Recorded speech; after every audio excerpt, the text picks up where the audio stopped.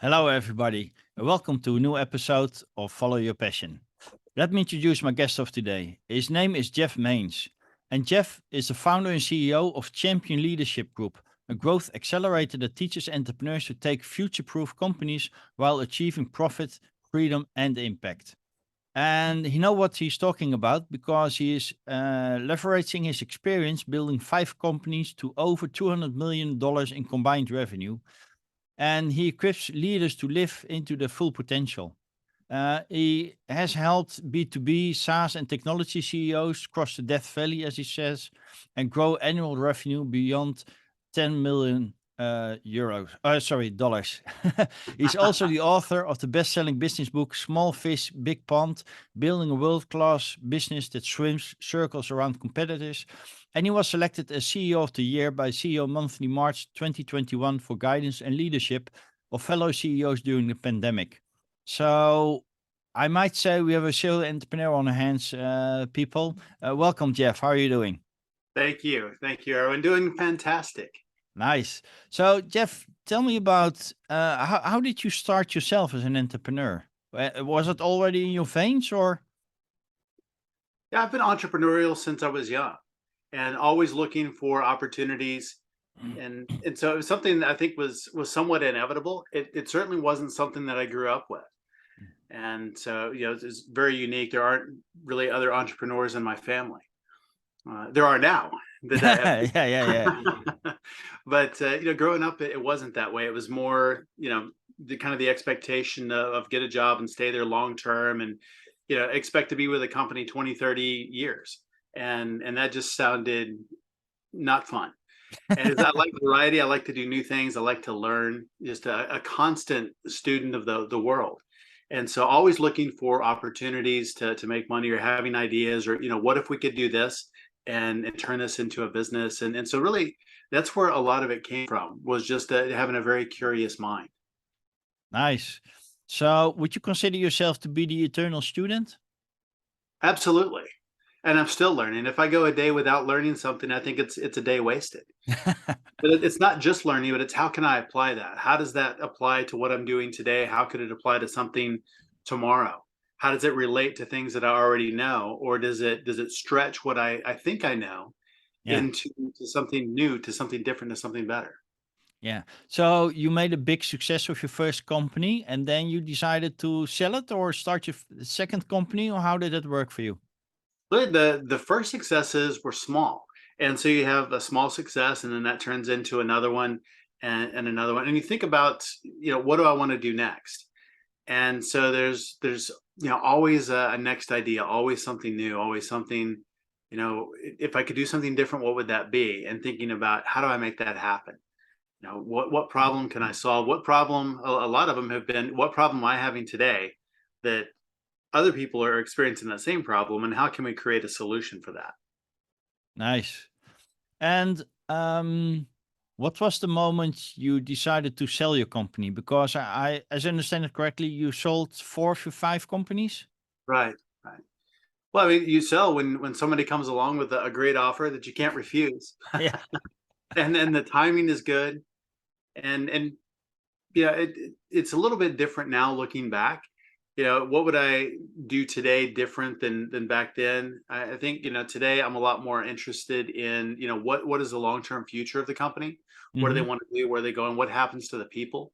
And so those were things that I really didn't think that much about. I did a little bit, but not nearly as much as I do today. I didn't back then. Yeah. But as you said, it's a learning process. It So is. it made you the man that you're today. Absolutely. So what's this exact passion of yours? Is it building companies, or is it helping company owners to do the same, or? It's really been both. I think, early on it was more about, building something and what I could do. And over Mhm. time that's really transitioned to be, helping other people do the same thing. I want to be the mentor I wish that I'd had back in the early days. I think that's a beautiful quote you just said. You want to be the mentor you wish you had back in the days. So Right. that beautiful, but that's also how you can leave your legacy, right? Absolutely. Yes. Yeah, it's a lot more about, instead of just being about my success, I mean, what can we build together? What can we do? How can I help somebody else along that same journey? So they don't have to learn from their own mistakes. I've made plenty for both of us.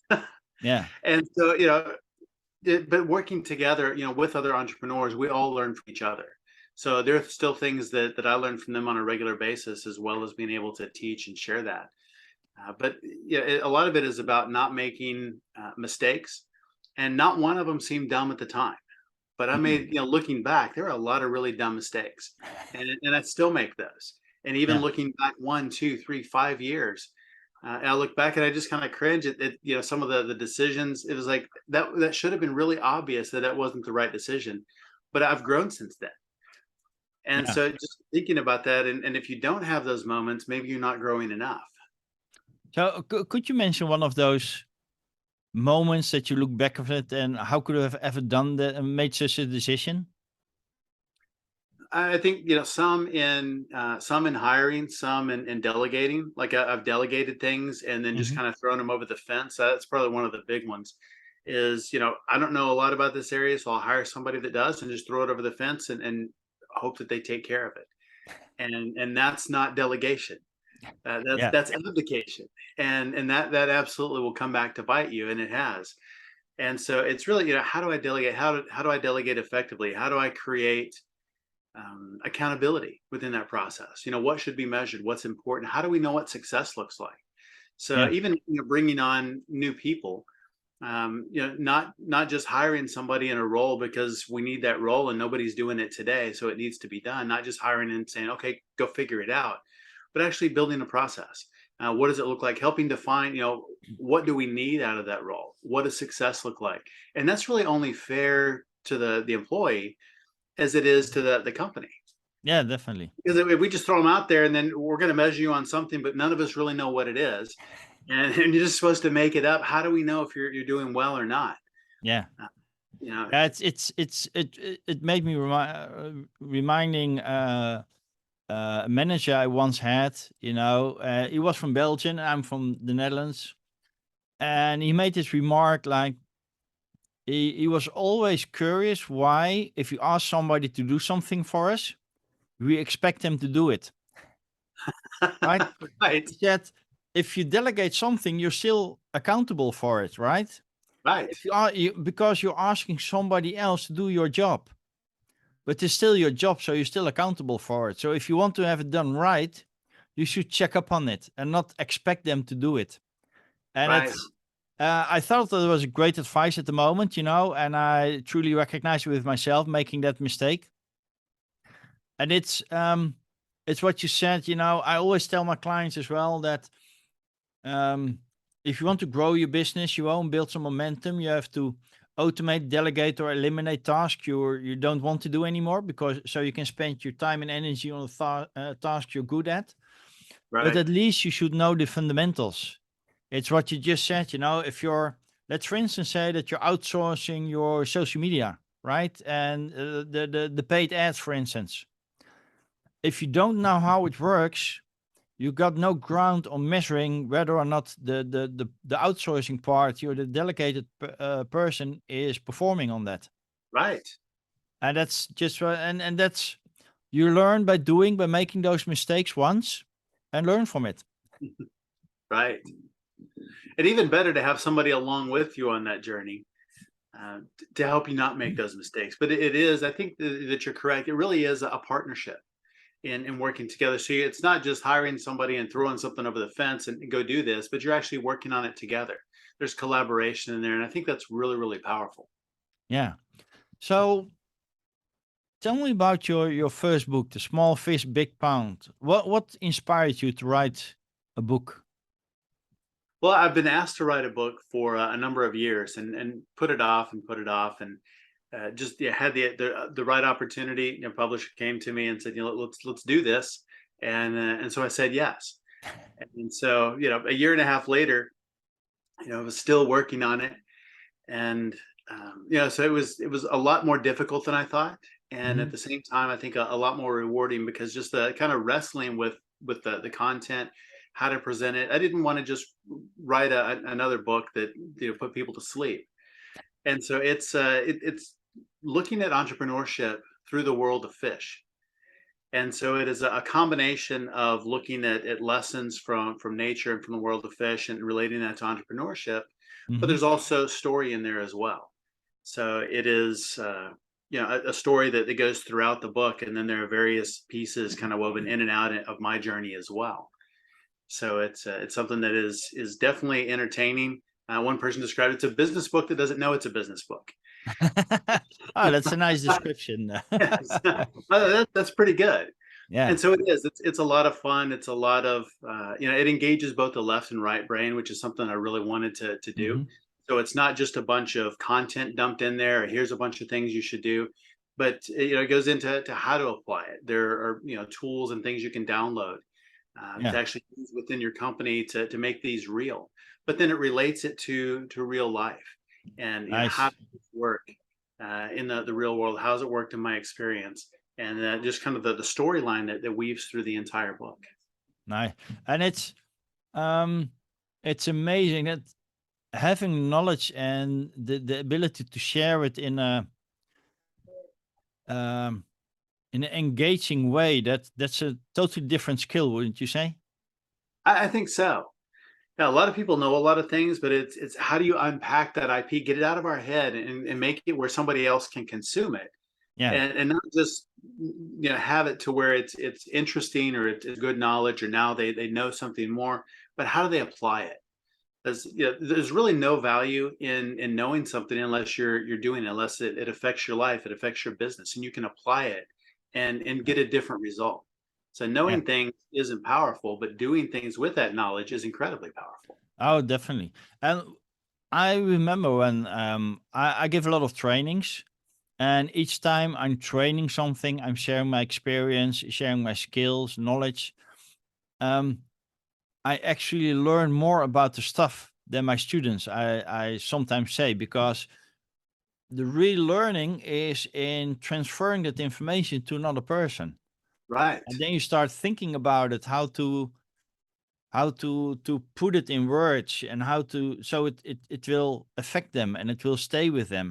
So you start thinking more deeply on the knowledge you have and the wisdom, so it actually got more ingrained in your brain. Did you have a similar experience when writing your book? Yes, because it had to be organized, it had to be consumable, and so it really had to be clear in my mind. And so just, here's something that you should do. Well, why is that? How do we get there? How did I learn that? How did I apply that? What difference did it make? And really kind of backing into kind of the why behind it. So it's really the why and the what, and then the how is the application piece. And then the experiential of here are the tools to go implement it yourself. So they're actually doing that. But it definitely created a lot more clarity in my mind and in my business, and being able to figure out how do I present that to somebody in a way that makes sense and that they can use. Nice, nice. So, and it probably inspired you to write the second book, because I believe we have a little scoop. There's a second book coming up, right? There is another book that will be out early next year, early 2023. It's called The Captain's Keys: The Four Key People Every Successful Leader Needs. Nice. So, do you have a certain theme with water, so to speak? Because the first one was about the fish. Now you're talking about captains and having the sailor hats behind you. Right. I think there's definitely a theme. Certainly water. Yeah, the fish. I spend a lot of time on in under the water. My nickname, my team gave me the nickname Captain a number of years ago. And so that's actually one of the reasons that the book has the title as well, because entrepreneurs, CEOs are very much like captains, and related. Just like the first book, the second one is very much story as well. So narrative along with content, and bringing those two things together. Nice. And would you say it's totally different than your first book, or is it like a supplement? Does it complement the other book? I think it's complementary. They're two different topics, two different subjects. I do think they complement each other, but they are different. So each one stands alone. Nice. And were you approached again to write a second book, or was it your own Uh, imagination thinking about it? Both. So yeah, I had an opportunity to continue on, had an opportunity to work with another publisher. This one I'm actually going to self-publish. And so that gives me a lot more freedom and flexibility in how it's distributed, how the content, uh, what different channels and platforms it can be on. So it just gives a lot more creative freedom. Hmm. We kind of, that was one of the big struggles, even with the first one, of how much creative freedom. Uh, just is it because it's not totally a parable, but there's certainly some pieces of story in there.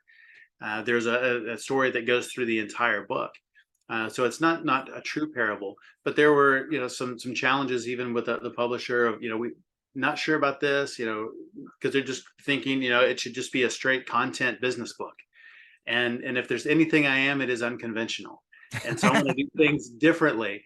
I don't want to be the same as everything else, and so I really wanted to do that. And so it was really kind of the thought process behind it is I just want to make sure that I have complete creative freedom and able to deliver the message and the content in a way that makes sense and resonates, and have the control to be able to distribute that. If I want to give it away, I could do that. If I want to sell it, I can do that. If we want to add additional things to it, and not have any other constraints around that. So that was really the reason I wanted to do the second one that way.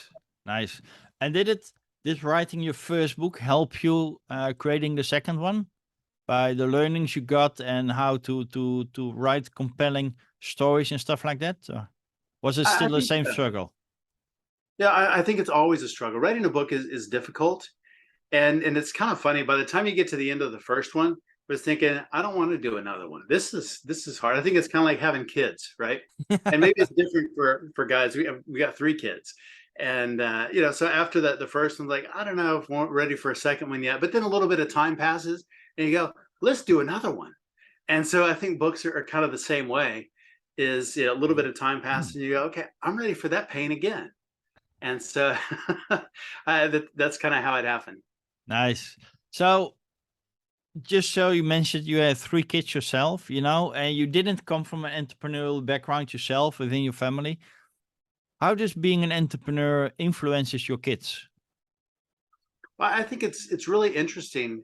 It certainly influences their perspective, and I think that's been really healthy. And just seeing different things, and we've been involved and had them involved in a number of different ventures, whether they've worked for companies or just been a part of other things that we've done. And I think it's really broadened their minds, broadened their horizons of what's possible. So instead of really just seeing one path of this is how the world works and this is what I'm expected to do, really has opened up quite a bit for them as far as possibility.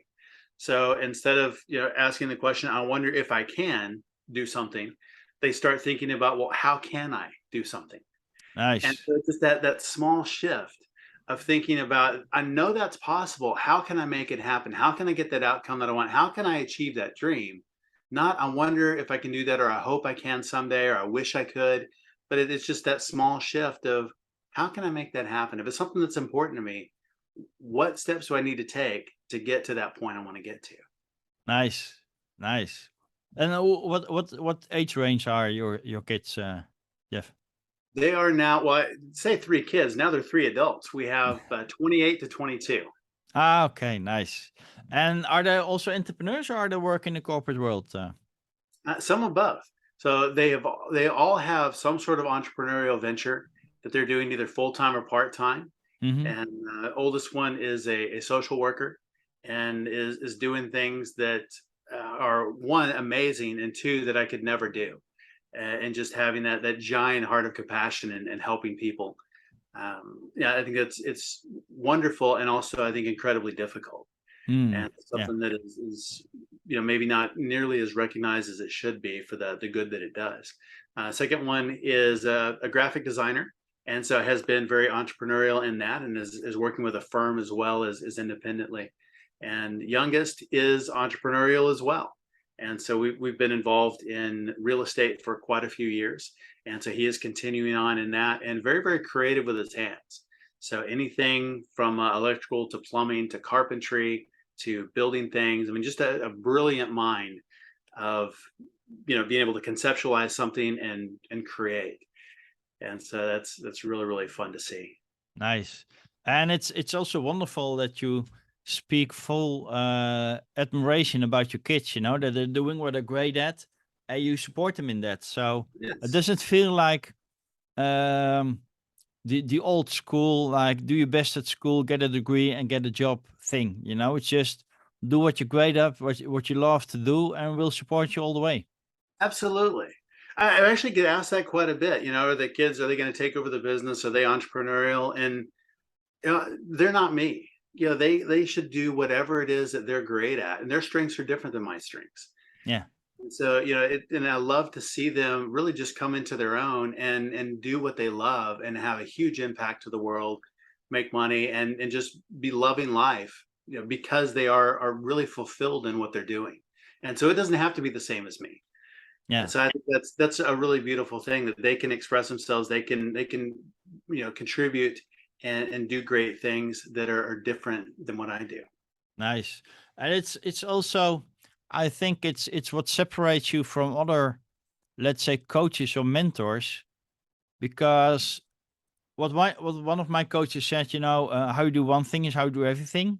So the way you're talking about how you're supporting your kids, I can imagine it's the same with the entrepreneurs you're helping. You're not asking them to do the same as you do, because there are not you, right?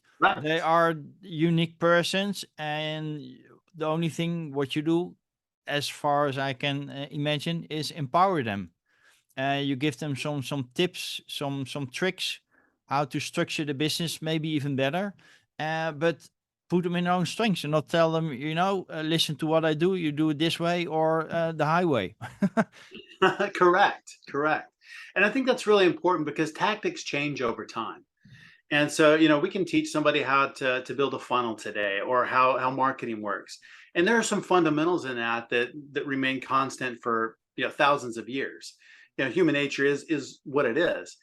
Yeah, But how, some of the mechanics about that will change all the time. But if we can change how people think and have them see problems differently, or if they're seeing it this way, if we can just take it and maybe turn it sideways, and now they're seeing it from a different angle, and provide some solutions, some guidance, support, then they're able to really break through a lot of those barriers a lot faster than if we just give them a roadmap and say, go do steps A, B, and C and come back and tell me how it worked out. But if we can teach them how to think, how to solve that problem, then we not only solve it for now, but next time they see that, those, I recognize it. It may look a little bit different. It's turned a little bit differently, but I recognize it, and I know how to tackle it because I understand how to view that. yeah, exactly. It's not what you do. It's exactly the why behind it. What you Yes. already shared. What you talked about in the book as well. If you know the why you do things the way you do it, then you can apply it in different situations as well. Yes. Yeah. Why is so important. Yeah. Well, Simon Sinek wrote a whole book about it. Start with why, and it makes sense. I think as an entrepreneur, that's really important, is to really understand not just the why you do things, why you want to solve a problem, but the why you're in the business, why you do what you do. Because being an entrepreneur is hard. There are times where it is fantastic and wonderful, and there are days where you think, I don't want to do this anymore. I want to give up. I want to quit. But it's understanding, what is that why? Why am I here? Why am I doing this? Why is it important? And when you do that, that's when you say, okay, it would be really easy just to quit and give up right now, but I can't because my why is too big. Yeah. And you're still committed to that. So it just has to be Mm. big enough to support that commitment. Yeah. So, Jeff, you've already been a very successful entrepreneur. Building businesses, helping other business owners. What's your What's your own outlook? Where do you see yourself standing in about 2 to 5 years from now? I really see myself doing very much the same thing. So I love what I do, love the clients that I work with, and so want to continue doing that. So making a difference. And so, it may look exactly the same 5 years from now. It may look a little bit differently, but I will definitely be helping people and having an impact, because that's my big why, is having that impact, and that's really what drives me today. And I expect it will 5 years, 10 years, 50 years from now if I'm still here. Exactly. I know exactly what you mean. I started my entrepreneurial journey 7 years ago myself. And I still remember when I told it to my mother that she said something, I'm very proud of you, and I admire you for doing that. But please remember to put some money aside for your retirement. And I said, Mom, I understand you. I know where you're coming from, but I'm going to do the things I love to do. It's my passion. I Yes, love helping people in a coaching way, empowering them, seeing them successful makes me feel successful as well. Why should I stop when I'm 65 or 70? Right? I right, can I can do this still when I'm 80, when I'm 90. So why should I stop? Right? exactly. And And you that's really create a business that supports that freedom. So I don't ever see myself stopping. But I definitely want to have and do have free time and want to spend that doing things that I love. Go diving. Yeah, spend that time on the water. I think that's a lot of fun. But yeah, I don't ever see myself stopping or retiring, or maybe even slowing down from helping people and having that impact. yeah, nice. So any inspiration for starting a third book? I'm sure there will be one. Once we get this one out, it'll be the same kind of thing. Oh, I never want to go through that pain again. And a little bit of time will pass, and there will be a third book. Nice, nice. So is there a particular client that comes to mind that when you think about it was a great success or a great surprised you in a certain way that you can share in the podcast? There are so many. And yeah, I think one of the big ones is just really seeing growth. I remember I have a client that asked at the beginning, uh, I'm an introvert. Can I build a business?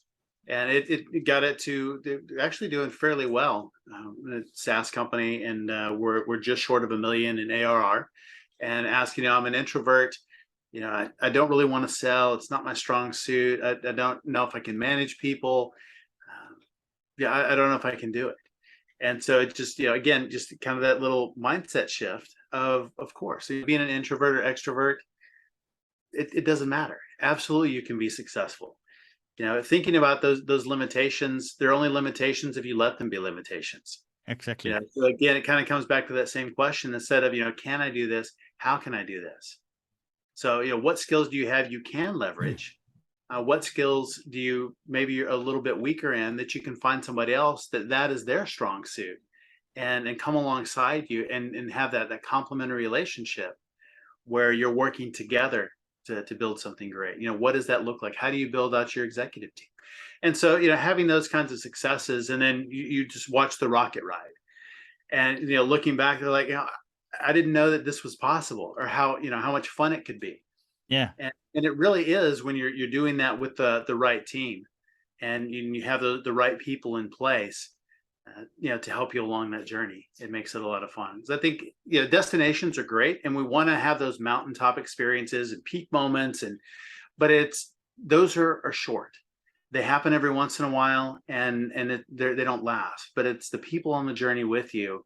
That's what does last. It's the relationships that you build. It's the investments that you make. yeah. It's the bonds that you build for life. That's really what it's about, not just those peak moments, not just the destination. Definitely. It reminds me of a training I did myself, and we had a daily mindset training we had to do. And our trainer said you have to have a purpose to fulfill this training, right? Because it's a daily listening to 20 minutes audio. And my purpose was, and the goal I set for myself was to become the very best hypnotherapist of the world. Well, that's quite ambitious, right? Yes, Uh, it's really ambitious. right. Will I ever be able to reach that point? Maybe. You don't hear me say no, right? Right. Will I be able to prove it? Probably not, because when I start declaring myself as the best hypnotherapist of the world, probably somebody will stand up and say, what are you talking about? You're just 10 years in business. I'm already 40, 50 years in business. Come back when you got some experience. But that's not the point for me. The point is that having this great ambitious goal keeps me learning every day. I admire people that are further down the road than I am, and I look what I can learn from them. I learn from my clients. I learn from my kids. From my wife. I learn from everybody. I learn from you as well doing this podcast. It gives you a growth mindset, and it's not about what you said. It's not about the end goal. It's about the journey towards it, and I'm enjoying every step of it. That's fantastic. And that's indeed what you say. You meet so many wonderful people down the road. You're building relationships, you're growing together, and that's what makes it fun and desirable. And it's not about this one big goal, because if you reach that point, if you reach that peak, so what's next, right? Right. Should I stop or whatever? Yeah, nice. So Jeff, I think we could spend hours on talking about business, helping clients. And if there's one little piece of wisdom or tip you would like to share with the audience, what would it be, Jeff? I think, if you think you can or you think you can't, you're right. And so it's really, asking the right questions. How can I do that? What's possible? What would the world look like if I did? So I think those are really good questions to ask. Yeah. Yeah. It's indeed it falls in the same category if as changing the if in when, Right. right? Not I don't know if I can do it, or I don't know when I can do it, because it's not a matter of if, it's a matter of when, and then you're more committed than the first option. So Yes. and I think indeed, that makes a lot of sense too. And entrepreneurs do that a lot. I'll do this today, and one day when I fill in the blank, then I will. And so it could be, one day when I sell my company, then I'll be happy. Then I'll spend time with my family. Then I will, finally be fulfilled. And why not now? yeah, Why not do those things today instead of someday? How can you build that into your business today, where you do have that time, where you are really enjoying the process, not just waiting for someday when but doing that today. yeah. It's what one of my coaches also said. Yeah, someday is not a day of the week. Yes, that's exactly right. Yeah, nice. So if people want to know more about you, Jeff, or get in touch with you, or maybe even pre-order your book, how can they do that?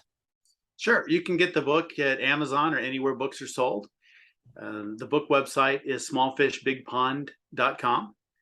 My company website is championleadership.com, and you can find me on all social media. It's at Jeff K. Mains, middle initial K, at Jeff K. Mains on all platforms.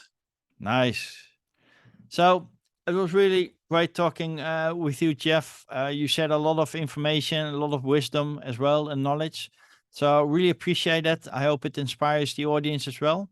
Love talking to you and have you in the show. So let me know how the next book will go, and let's keep in touch. Sounds great. Thank you.